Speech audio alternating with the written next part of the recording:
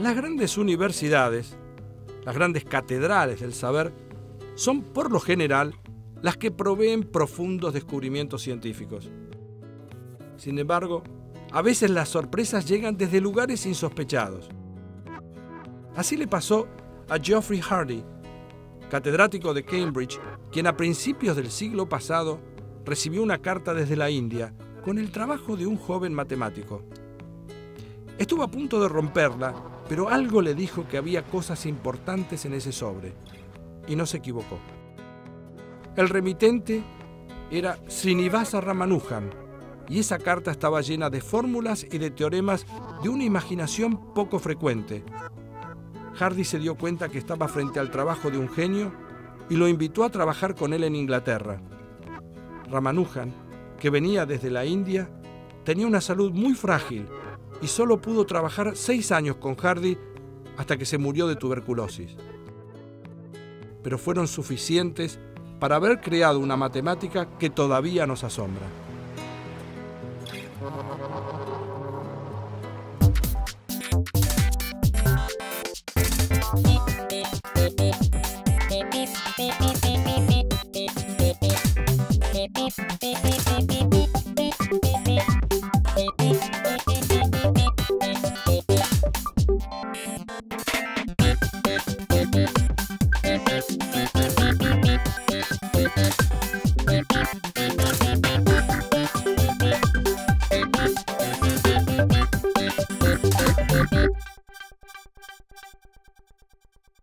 Si uno pudiera elegir en la vida qué cosas querría que no cambien nunca, posiblemente uno querría ser siempre niño y por otro lado poder jugar todo el tiempo.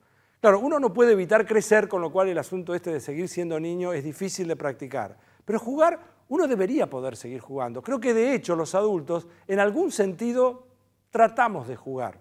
No siempre podemos, pero tratamos de jugar. Lo curioso es que la matemática, las ciencias matemáticas, tienen una rama que se llama teoría de juegos. Teoría de juegos.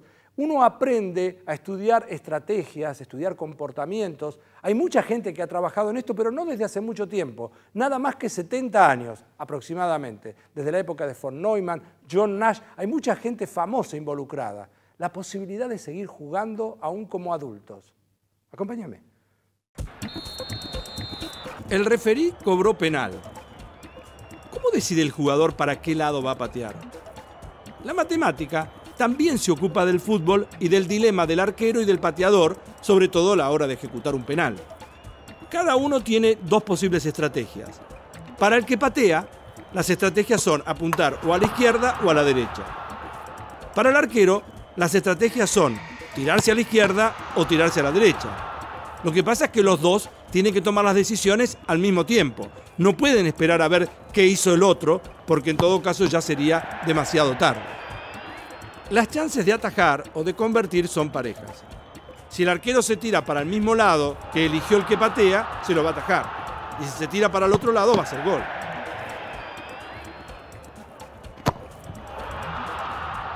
Esta situación la estudia una rama de la matemática que es bastante joven, tiene menos de 70 años, y que se llama teoría de juegos. Ese penal se ve como un juego de estrategia donde se enfrentan 2 contendientes. Esto se ve más claro si uno hace la siguiente matriz. Arriba ponemos al arquero con sus decisiones, tirarse a la izquierda o a la derecha. Y por otro lado, a la izquierda ponemos a quién es el que va a patear, que podría patear el penal a su izquierda o a su derecha. Y entonces quedan estas 4 alternativas. Atajado, gol en la primera fila, gol o atajado en la segunda fila. En realidad, el pateador pudo haber venido estudiando al arquero y a su vez, este pudo haber venido estudiando a quién es el que va a patear. Si sabe que el jugador que tiene delante tira siempre los penales para la derecha, se tira para ese lado y listo. Pero a su vez, el pateador puede saber que el arquero siempre se tira para la derecha y justo en ese momento entonces decide cambiar y se lo tira para la izquierda. Ninguno de los dos es tan ingenuo. Lo que hacen es variar sus estrategias para despistar al rival. Cualquier variación en la que el otro puede encontrar un patrón es riesgosa. La solución entonces es no tener patrones. ¿Pero cómo es posible lograrlo? Y muy fácil. Uno recurre al azar. Idealmente, el pateador podría tener una moneda en el bolsillo y justo antes de tirar un penal podría tirar la moneda al aire y decidir para dónde lo va a patear. Y el arquero podría y debería hacer lo mismo para decidir a dónde tirarse. Porque si eligiera de acuerdo con un patrón, ya lo podrían haber descubierto y en todo caso decidir hacia dónde patearle para hacerle el gol. ¿Para qué otras cosas se puede usar entonces la teoría de juego? Los matemáticos descubrieron que con las mismas técnicas matemáticas que analizaban los juegos de cartas y de tablero, podían aplicarla a otras ramas. Enseguida se dieron cuenta que servía, por ejemplo, para la economía. La ley de la oferta y la demanda, que todos escuchamos, muchas veces escuchamos hablar de eso, se puede analizar con las leyes de la teoría de juegos. Un ejemplo típico es una entrevista de empleo, donde uno sabe cuánto quiere ganar, pero cuando el entrevistador le pregunta, uno sabe que tiene que decir un poco más y que el otro le va a ofrecer un poco menos y en algún momento van a llegar a un acuerdo. A veces uno sabe que va a ocurrir un suceso con determinada probabilidad. Cuando jugamos al truco, ¿sí? Alguien canta en vido y puede tener o no puede tener, puede estar mintiendo. Y entonces a veces uno tiene 27 y bueno, tiene una corazonada y dice quiero, y a veces tiene 27 y dice no quiero, ¿sí? ¿Por qué? Porque el azar y la información de si el otro miente mucho, miente poco, es importante. Y eso se puede medir. La teoría de juegos, entonces, requiere de lo que se llama modelizar o modelar en castellano, es decir, transformar una situación de la vida real a, digamos, simplificar, quitar algunos detalles y hacerla manejable. Ahora, en tanto que tal, cuando uno hace simplificaciones es porque está suponiendo que la otra persona con la cual uno está o compitiendo o está tratando de discutir sobre quién va a conseguir un contrato o quién va a conseguir un puesto de trabajo, actúa en forma racional. La pregunta es, ¿nosotros siempre funcionamos en forma racional? ¿Se puede esperar eso del otro?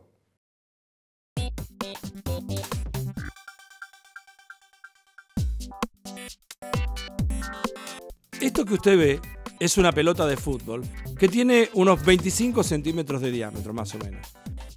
Pero supongamos que fuera el Sol. Si este fuera el Sol, entonces, ¿qué tamaño tendría la Tierra si uno quiere mantener la escala? Lo voy a ayudar. ¿Sería como una semilla de sésamo? ¿O sería más parecido a una pelota de ping-pong? ¿O a una pelotita de tenis? Lo desafío a pensar.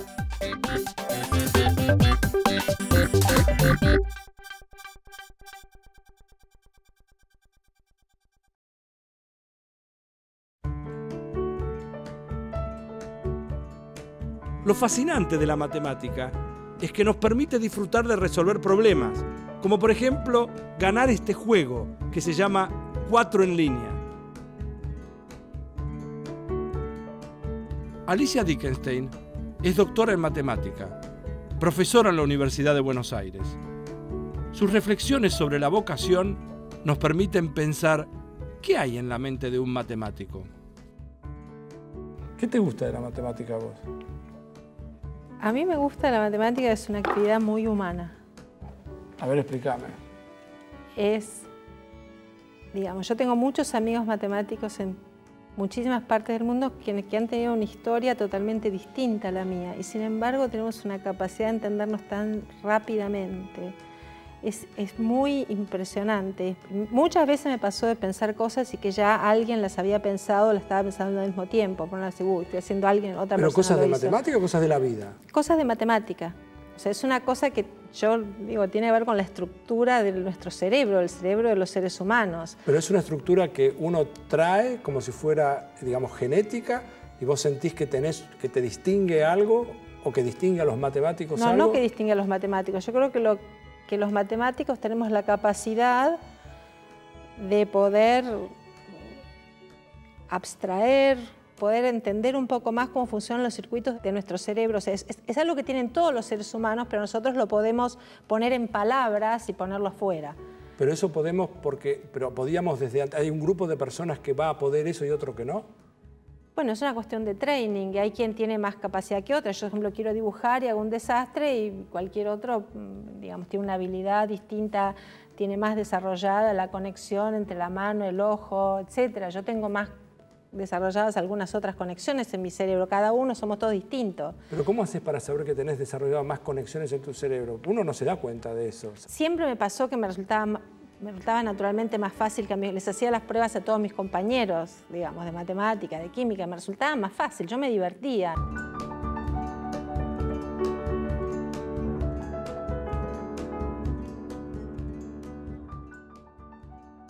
¿Qué es el placer de hacer matemática? El placer de hacer matemática para mí es entender cómo funcionan las cosas. Cuando vos decís el placer de hacer matemática, vos estás haciendo matemática todas las mañanas, todos los días, y no estás mirando el funcionamiento de las cosas, estás mirando algo muy focalizado. Entonces, ¿qué quiere decir que uno le da placer? Le da placer la focalización, ser capaz de concentrarse, de resolver, de tener un problema. ¿Qué te da placer a vos? Es muy armónico todo. O sea, cuando encaja es perfecto. ¿Pensás mucho? Pienso mucho y aparte, cuando no pienso, la cabeza sigue pensando. Explícame. Claro, cuando estoy pensando un problema, estoy sentado un rato pensando, pero mi cabeza sigue trabajando.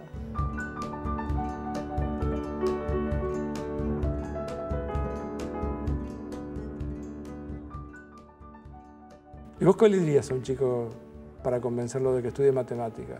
Y depende a qué chico. Yo, por ejemplo, empecé a estudiar matemática, no sabía que existía una carrera de matemática. O sea, cuando yo estaba en el último año del secundario no tenía la menor idea de lo que quería hacer. ¿En el último año del secundario no tenía la menor idea. No sabía que existía matemática, pero me divertía, pero me divertía a escondidas, no confesaba que me gustaba hacer problemas. Yo tengo el doble de edad que tú tenías, eso no era oculto. Y entonces ofrecieron hacer un test de orientación vocacional. La persona que me tomó ese test, cuando terminó, me dijo, bueno, que había salido una inteligencia abstracta muy alta, además de otras cosas, etcétera, y que ella era una matemática frustrada. Y yo dije, ¿pero qué bichos voy a encontrar en matemática? Así que entré así. Fue porque me mandó ella, que era una matemática frustrada, a ver con qué me encontraba. Y yo era uno de los bichos. Claro, y no sé, me encontré obviamente con bichos como yo. Te daba pudor darte cuenta y demostrar de que podías apasionarte, pero al mismo tiempo te guste la matemática. Pensabas que a lo mejor había bichos ahí adentro. O sea, la concepción esa es una concepción que está en la sociedad, Alicia. Te gustaban cosas que no podías confesar. Entonces, ¿cómo hacemos para romper eso? Y ahora lo confieso en público.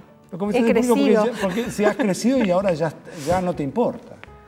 O sea, aparte de que yo no sabía que existía matemática, también es muy interesante que realmente yo creo que hasta hace muy poco nadie sabía que existía. O sea, nadie sabía que existía la ciencia. Recién es una cuestión de los últimos pocos años en la Argentina que la sociedad tiene la percepción de que los científicos están en la sociedad, que pueden cumplir un rol. Es un logro conjunto de los científicos que también salieron a mostrar lo que hacían y de los políticos que se pusieron a escuchar. Gracias. Ahora te juego. ¿A quién le toca?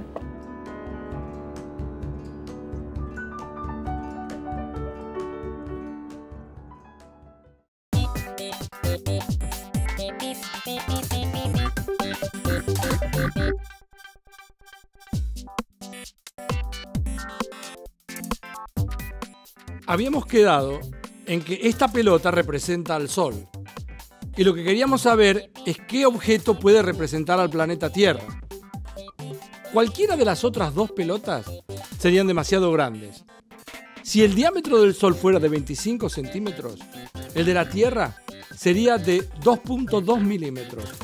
Claro, sería igual a esta semilla de sésamo.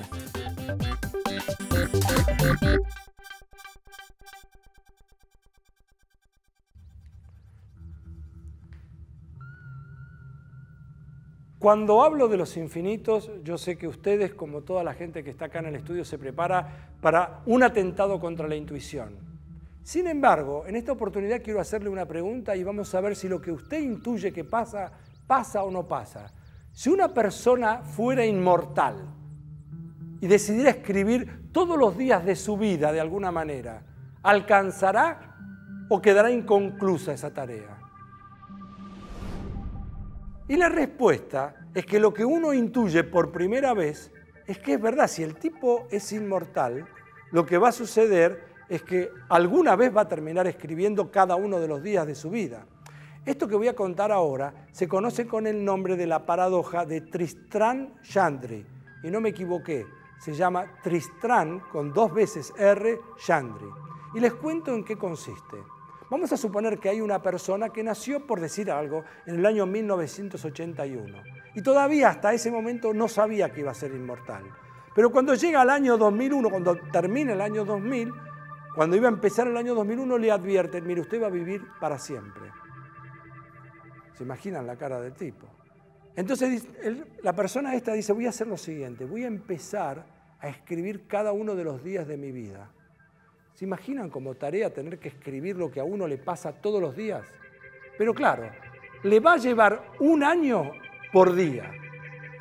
Es decir, el señor iba a durar durante todo el año 2001, le iba a llevar a escribir lo que le pasaba el 1 de enero del año 2001.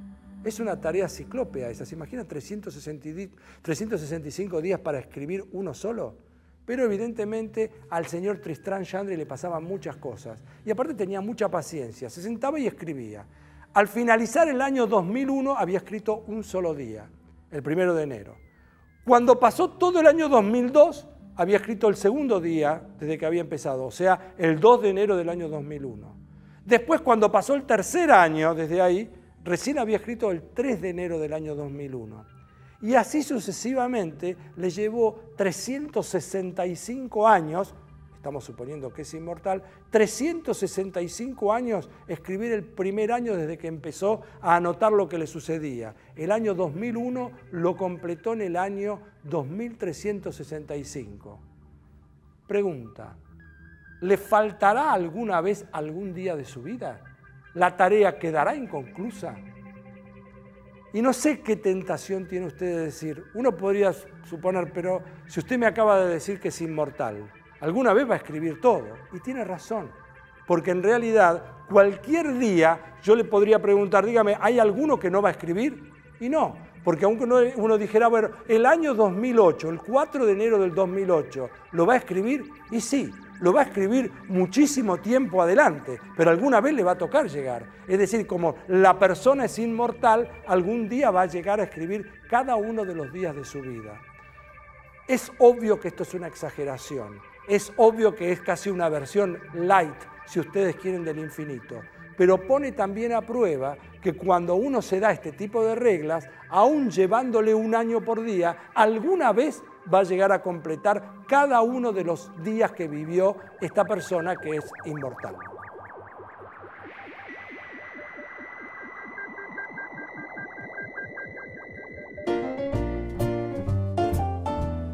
Hola, ¿qué tal? ¿Cómo les va? Les voy a contar este chiste para ver a la gente que le gusta.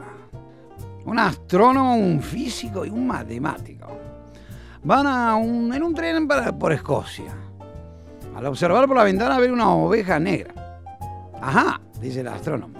Veo que las ovejas escocesas son negras. Dice el físico.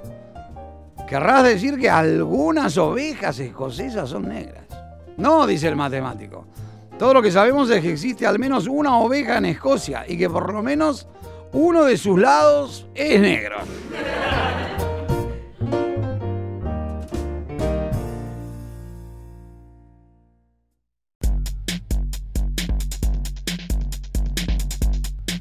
La robótica necesita crear modelos para estimar movimientos.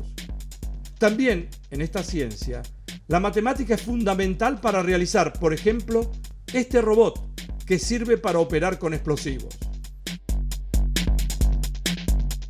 El problema que queríamos resolver era cómo utilizar aprendizaje por refuerzo, que es una técnica del aprendizaje automático que se utiliza en robótica, con visión en robótica.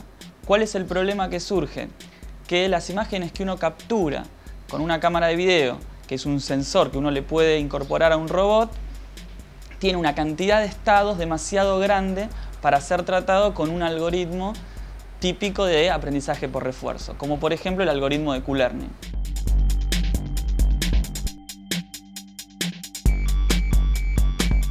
Hay dos cosas que son muy interesantes, por ejemplo, de este desarrollo. Una de las tareas que tiene una persona que se dedica a ciencia de la computación es pensar algoritmos para un hardware que ya está hecho.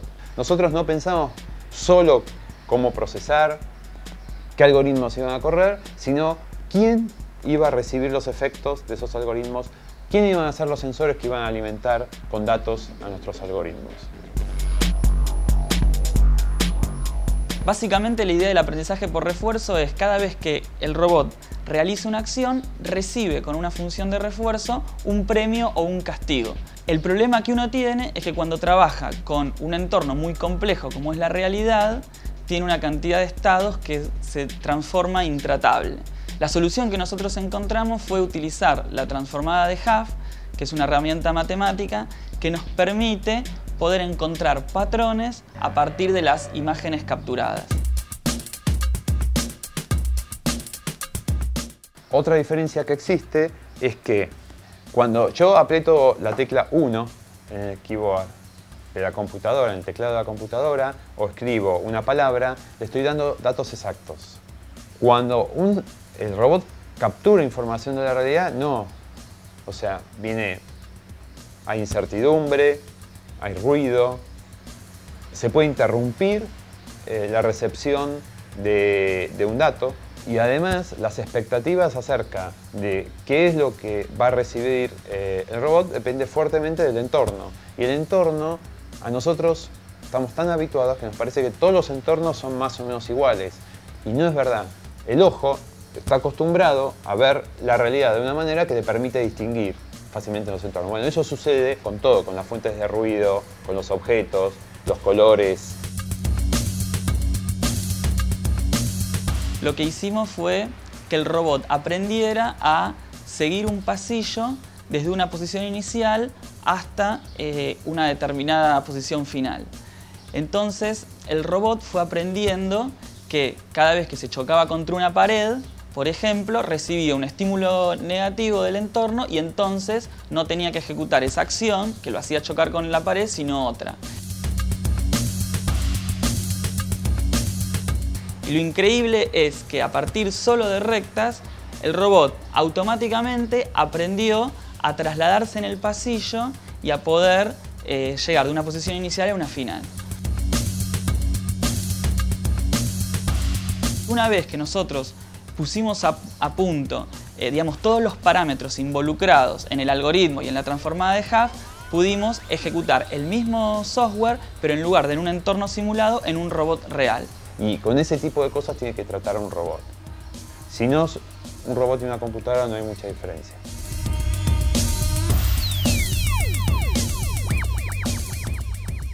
Para terminar el programa, quiero plantear una vez más una cosa antiintuitiva. Algo que si yo lo planteo, y lo voy a plantear al principio en forma teórica, y les voy a preguntar a ustedes imaginariamente, como si me pudieran contestar, qué es lo que piensan que va a pasar.